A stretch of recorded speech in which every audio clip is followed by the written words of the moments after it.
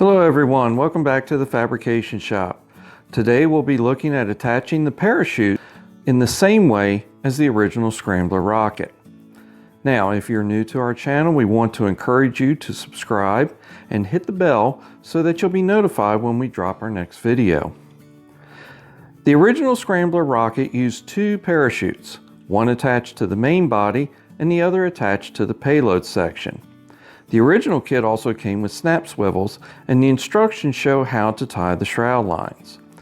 We'll be following the same guidance, attaching each parachute to a snap swivel. We'll also be attaching a snap swivel to the main shock cord. After you attach the parachute or the shock cord to the snap swivel, use a small drop of glue on the knot to secure it in place.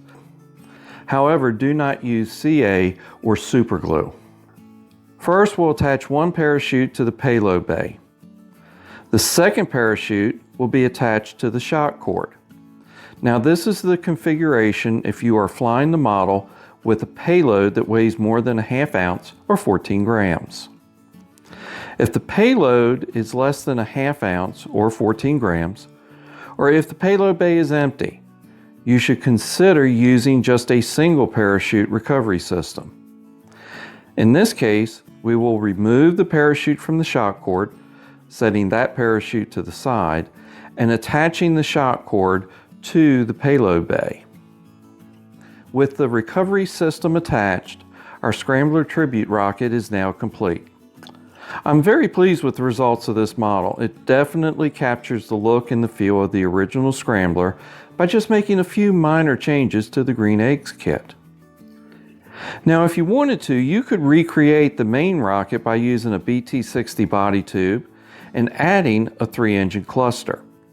A 3D printed transition going from BT60 to the BT65 payload would complete the recreation.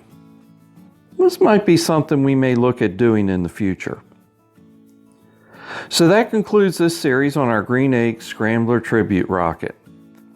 If you have enjoyed this video, and if you like what we're doing here, please click on the like and subscribe buttons. And if you hit the bell, you'll be notified when we drop our next video. So until next time, wishing you all the best and take care.